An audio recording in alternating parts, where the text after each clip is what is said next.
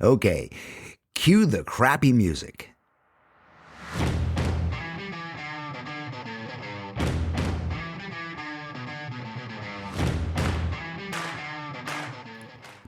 In this episode of The Right Questions, my guest is a musician, a choir master, an energizer, and a connector, and someone I can call a friend, Mr. James Sills.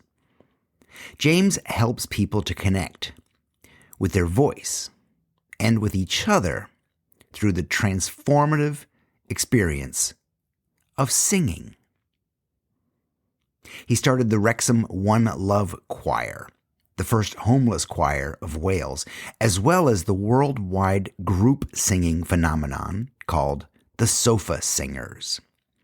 And his book, Do Sing, Reclaim Your Voice and Find Your Singing Tribe, is published by the Do Book Company and is available at thedobook.co. James is an advocate of the holistic benefits of singing and a beautiful example of how what made you weird as a kid makes you great today. So here's my guest, James Sills. Hey there. Hey, James. How are you? Good morning, Texas. Yeah. James Sills, welcome to the program. Hey, James. So good to see you again. It is great to see you. So we met a number of years ago in Wales at the Do Lectures, where you ran a class on singing, and James, that has stuck with me, and is such an amazing memory of how you took a group aside and you broke us into our proper voices and put us in categories and worked on singing in a roundabout. And at the end, the culmination was the entire conference singing Starman, David Bowie's Starman. And that was so incredibly magical. It really was. And I really do think that there is magic in what you do. It's what I love to do. It is just a joy, just bringing people together, creating those moments. I bet that whenever you hear Starman, you're taken back to July 2019 on the farm, Yeah. It was, it really was moving. And I can imagine how it is always like that. I can imagine it's always like that. Yeah, it's always different types of magic. With something like the Do Lectures, you've got a group of people who I think already have got something in common. Maybe they've read the books, shout out to the artwork. Maybe they've seen the talks, maybe, there's a like-mindedness. And so I think when you bring people together who've already got something in common, and then you throw singing into the mix, it just kind of like heightens everything. And it kind of works as well with groups of strangers, but it might take a little bit longer to get to that kind of real peak moment. But I think there's something really special about the Do Lectures as an event anyway. Like, it's beautifully considered by David and the team, so that when people arrive, they think, oh, I belong here. And that's what I want my work essentially to do for people, is for them to think, I belong here. And so when you kind of put those two elements together, it can be really magical. That's wonderful. You mentioned the Do Lectures, and you mentioned the book. The book being Do Sing, the book by James Sills, and I will put a link to that, which is a fabulous book. I just reread it recently, and a shout out to the artwork, of course, because of the covers I put on your book. I would like to start by asking a simple question that I ask everybody, which is, what made you weird as a kid? Right now, you're thinking, oh man, I wish James Victori could be my mentor, my guru. Hell, I wish he was my coach. Well, you can make that happen. Go to yourworkisagift.com. There's a questionnaire that will probably help you out but it'll also give you access to a free call. So let's talk. Let's free you from overwhelm and creative frustration. Let's build your business and help you get paid to do what you love. Again, go to yourworkisagift.com. Let's talk. Yeah, well, I mean, weirdness like beauty, is in the eye of the beholder, I think. So I was thinking about this, and I messaged my kind of best friend who grew up around the corner from me, who knows me inside out, and he tells me like it is. Still friends now. He lives in the States now, but I messaged him and I was like, "Go on then. What was weird about me as a kid? What made me weird?" And he's like, to be honest, you always seemed fairly well balanced to me, James. I was like, oh, that's not much use. But then, so I kind of thought about it a bit deeply, and there were certainly plenty of things that made me different as a kid, and made me kind of set me apart a little bit from my peers, and kind of all of those individual elements. I'll talk about those in a minute, but when you kind of put them together, I'm kind of like, oh yeah, okay, well, maybe that is what maybe if not weird, but just kind of different. Yeah. Mm-hmm. Mm-hmm. In your book, you talk about singing on the football pitch. Yeah. So, I mean, look, football was my first love. And my first euphoric singing experience was on the football terraces with my dad.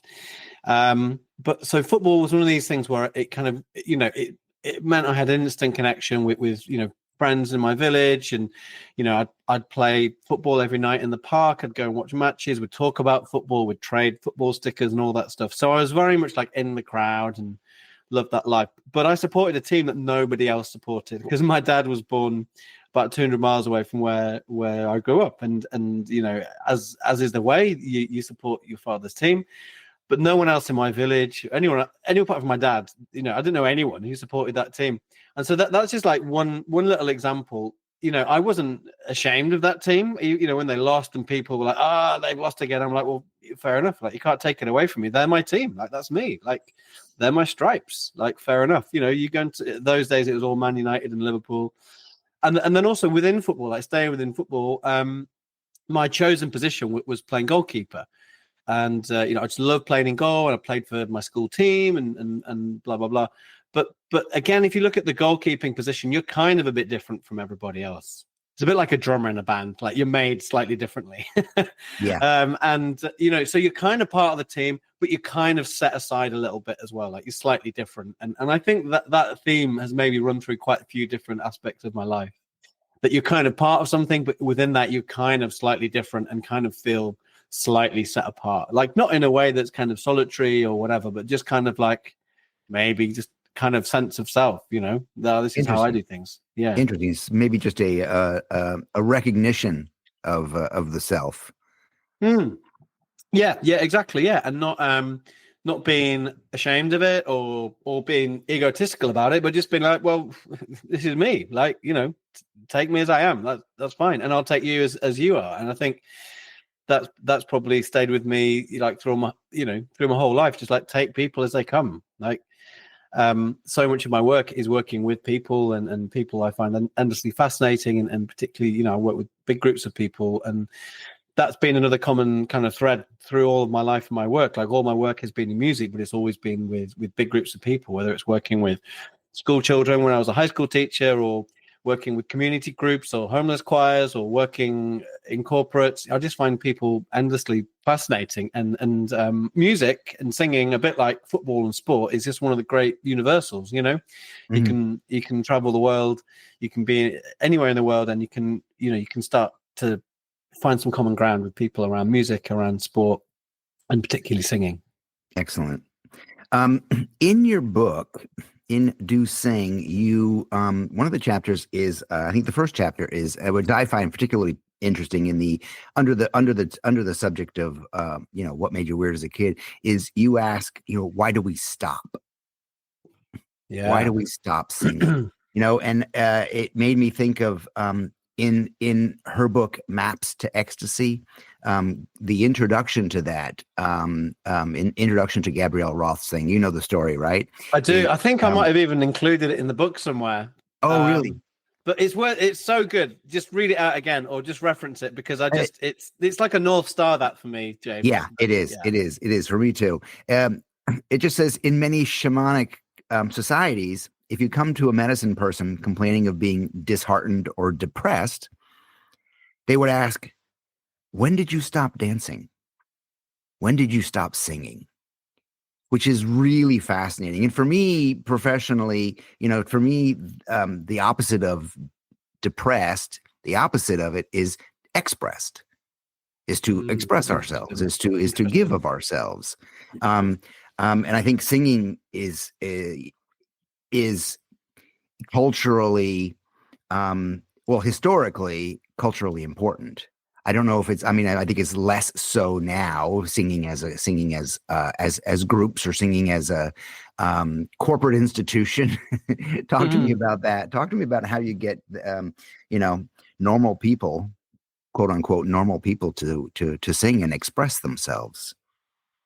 Yeah, I mean, it's a really interesting one, and I write a little bit about this in the book around this idea of singing in the workplace, because this seems quite paradoxical or whatever. But actually, so I'm joining you. I live in the hills in North Wales, where there's a very, very long tradition of singing and choirs, and a lot of those choirs and the history of those choirs comes from its association with mining, coal mining in particular. And so, if we rewound 200 years, the area where I live, there have just been, mines, coal mines, probably every mile or so.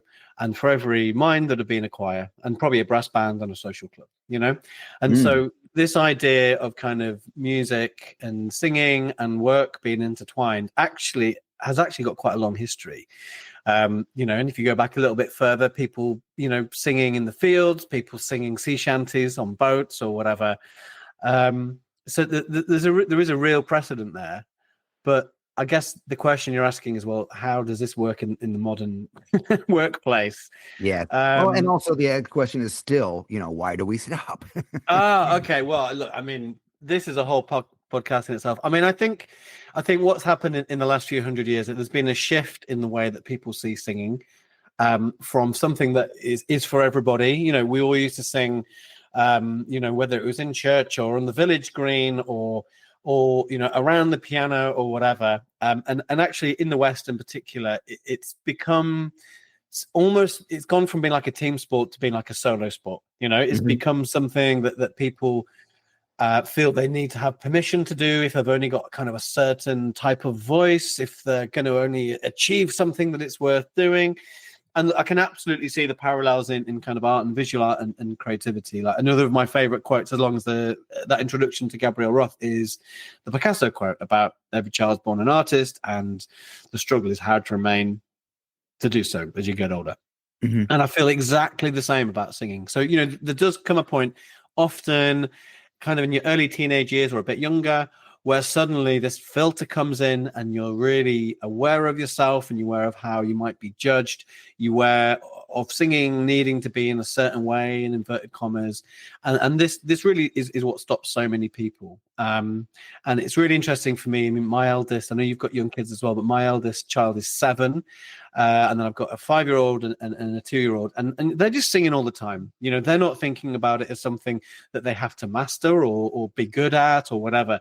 It's just like a natural expression of themselves and of being human. And that's not because I'm kind of like enforcing singing at home. It's just what they do.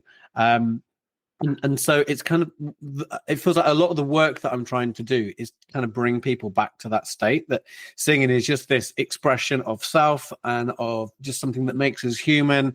And it's not something that we kind of have to be judged on. So I think so much of my work, and this is, what the book is trying to help do, is to kind of just reframe the singing experience. And so even before I can get to the point where I'm encouraging people to sing, I'm having to kind of deal with a lot of these issues and this baggage around singing, which for me, like I say, is really has parallels with kind of creativity as well.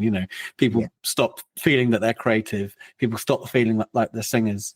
And so that's so much of the work for me, is just kind of taking people on that journey and bringing them with me, and it not be something that I do to them, but they do with me, so everything I do, I want it to sound invitational. Like, what would happen if we tried this? Like, how about this? Let's just do this. Let's just see what happens, Yeah. And so for me, that's a really important part of my practice, is just the way that I'm working with people and holding the space and calling things out that need to be called out and keeping a lightness of touch about it. Because, apart from public speaking, I think singing in public is one of the things that people fear the most. Yeah. So that's what I'm working with. It's funny because you remind me of like growing up as a kid and watching old war movies, like movies from the Second World War, and there'd be the lull in the action, and they'd be in some the troops would be in some town, and they would gather around there was a piano, and they'd gather around the piano, and somebody would start playing, and they'd start singing Tipperary or something like that. And you don't even think about that now. There's soldiers abroad now all knowing a song and all having this kind of heartfelt moment. Yeah, exactly. And it's about the singing as a way of connecting us. I mean, that's I've come to realize that is the kind of the absolute foundation of all the work that I do. And I think when I first went freelance, the word I used to use a lot was community. And of course, community is important, community choirs and building a community. But actually, community is one facet of connection, and connection can be just so many things, like to each other, to sense of self, to your own voice, to your emotions, to a moment in time, like you sing in Starman. That's your connection to that particular moment in time. I feel that we're increasingly living in the age of disconnect. Disconnect from each other, disconnect from our emotions, feeling disempowered with our voices.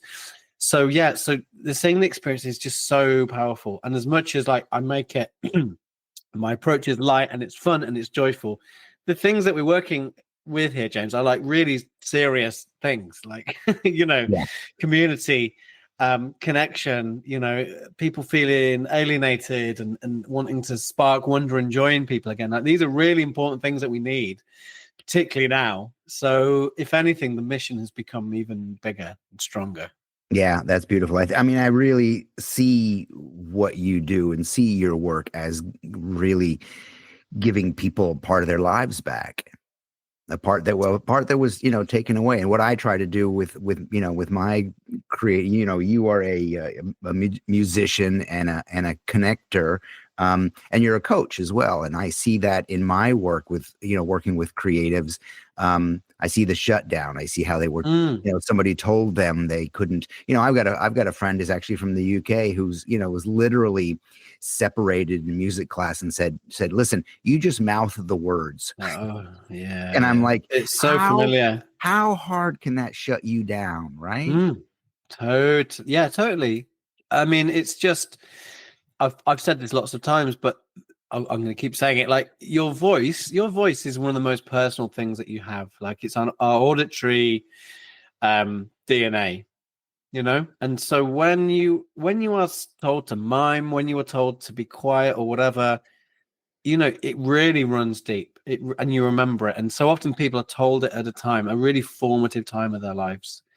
In the book, I talk about kind of my relationship with running, and in a way how it kind of has parallels a little bit with singing, in that at school, like I was asthmatic, I was a bit overweight, running just was not my thing. I love football, but I don't want to run around the field all afternoon. But I really remember my PE teacher shouting at me one day saying, "Come on, my toddler can waddle faster than you can run." I can just like see it now. And then of course that was shut down. That's not going to encourage me, is it? So that was shut down. And I just didn't want, I just didn't run for about the next 20 years or so. And that's what happens with people and singing, because they're told something that's incredibly deflating and crushing, and incredibly personal, often by someone in authority, kind of a formative time in their life. And then they just kind of take it, oh yeah, well, that's the case. Yeah, you said it there. Therefore it must be right. And it was a really long journey for me to have a positive relationship with running, and this is something else I say to people who want to get back into singing, who maybe haven't done it for a while. Like, you wouldn't, if you wanted to get into running, you wouldn't just kind of sit on the couch eating crisps and then just suddenly go out and run a marathon. Like, you'd find the steps to get you to the point where you feel like you want to do that, so I did something that's really big in the UK called Couch to 5K, which is like this program where it's a mixture of kind of running and walking, and you build up to running 5K, and then I did a few park runs, which are these like really lovely community events, and then I did a longer, and then I kind of built up to it. And I kind of would suggest to people that if they've stopped singing for a while, or with any creative activity, is like scaffold in like some progress, so you're not just gonna go from zero to trying to do something that's really, you might find really challenging, and then suddenly put off again. And I'm sure, that's how you approach things with your work as well, James, is like, you need to give people like a bit of a roadmap and the support and the encouragement and the kind of the wins along the way to just kind of help them realize it again, that they are singers, they are creative, or whatever. You are a runner. But yeah, that's really important for me as well. Excellent. The journey.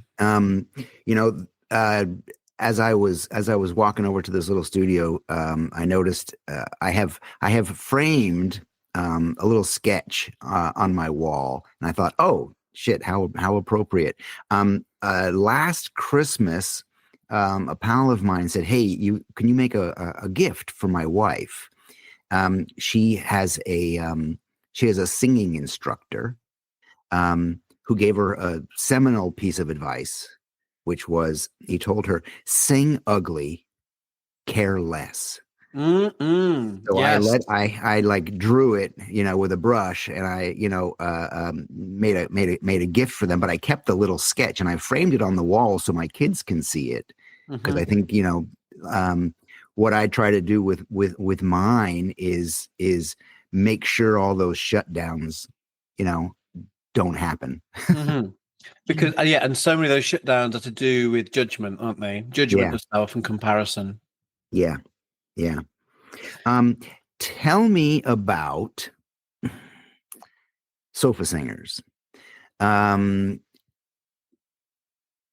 talked about you briefly mentioned disconnect and the time that we are on, and that started around COVID, right? Well, I think it started long before that, but I think it accelerated for sure. Sure. Okay.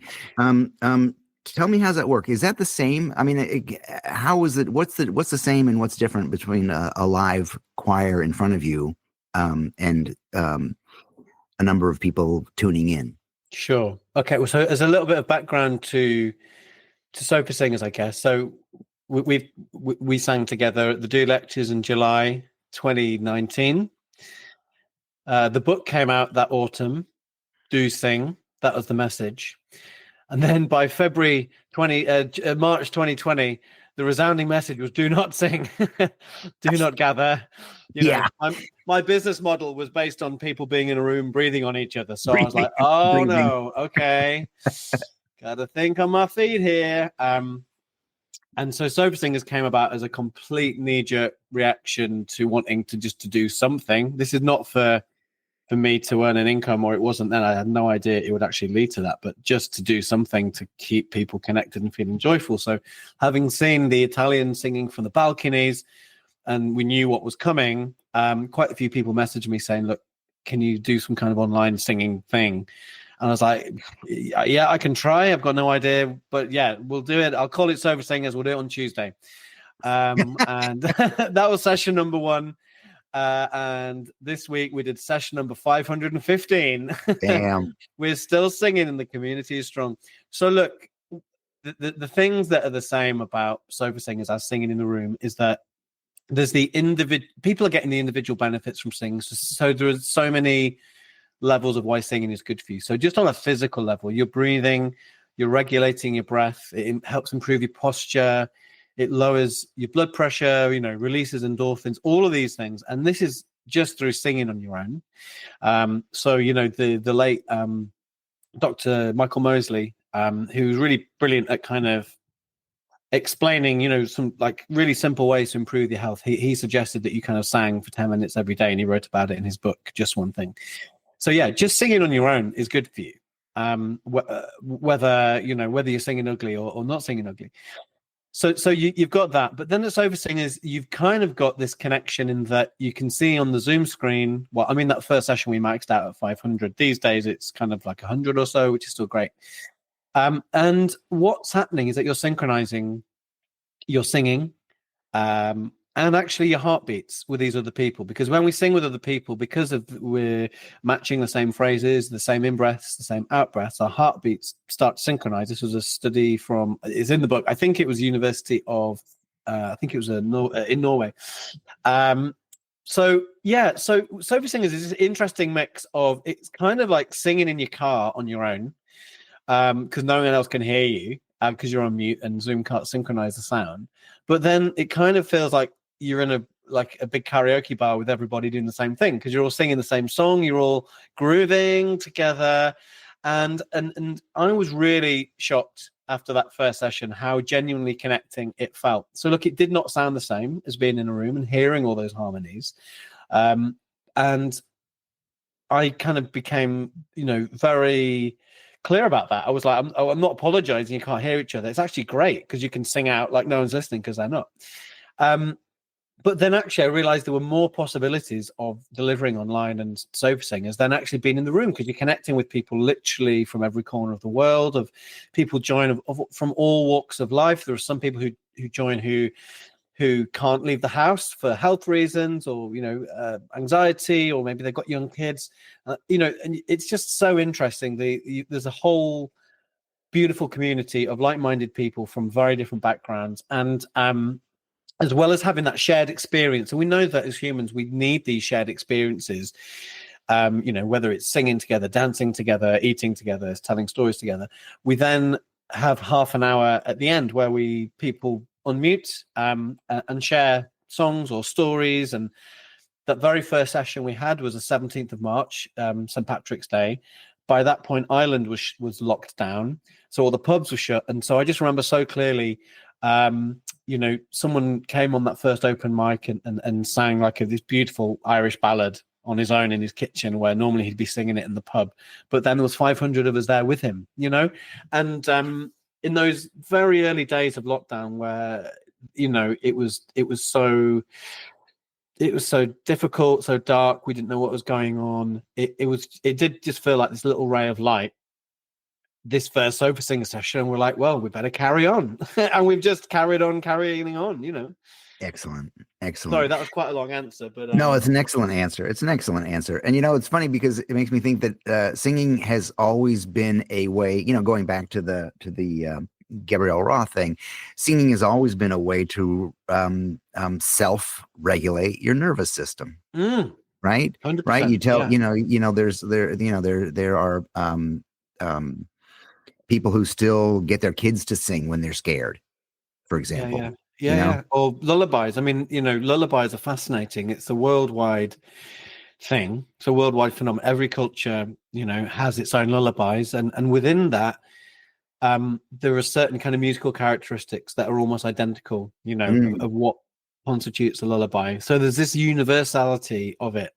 And like you say, lullabies is about kind of soothing, not just the child, but the parent as well. And, all the things that we're talking about, there is so much kind of research now and science to back all of this up. Like there's loads of studies around kind of mental health of young parents and singing and how good it is. There's an amazing network that started here in the UK called Singing Mamas, which is groups for caregivers and their children, where it's not about kind of come and sing, the wheels on the bus and all the kids play instruments. It's actually for the adults to sing and for the kids just to be there as part of the experience. And so it's really interesting thinking about singing, because, that quote from the introduction to Gabrielle Roth, it's talking about kind of shamanic practices, and the history of singing in healing is incredibly long and goes back as pretty much as far as we know. But actually, we've now got the modern science to support that belief. We, and talking about, in that Gabrielle Roth quote about, depression, there's something in the UK, at least, that is on the rise called social prescribing, which is where if someone goes to their GP, their doctor, quite often they might be referred to a social prescribing link worker in the first instance, if it's kind of like a low level kind of like depression or kind of social anxiety, rather than medication being the first step. If that's not necessarily the right intervention, a lot of GP practices have a social practitioner who will then signpost people to maybe community gardening or a running club or an art club or singing or whatever. And again, it's all evidence based, and it's really interesting. It's still quite new and still in its early stages. But for example, we get a lot of social prescribing link workers contacting us at Sofa Singers saying, "Can we send people your way? We think what you're doing is really great and can be really helpful." Mm-hmm. So we're like, "Yeah, come on in. Welcome to the sofa. Come on." Well, I hope we can make some converts to the Sofa Singers here, and also get some more people to take a look at your book. James, your work is truly a gift, and like I said, it has affected me and been such a strong, joyful memory for me. And I really appreciate you coming on the program. Thanks, man. I appreciate it, James. Thank you. Keep doing the great work that you're doing as well. The world needs it. I will do. Hey, if you like that conversation and you're interested more in what James Sills does, take a look at his Do book. It's called Do Sing, and it's available at the Do Book Company, and that is thedobook.co. It's also available wherever you buy your fine-ass books. And if you're interested in my new book called Hey Weirdo, it's available exclusively through my website, and that is heyweirdo.org. I love you guys. I believe in you even when you don't believe in yourselves. Adios. Thank you.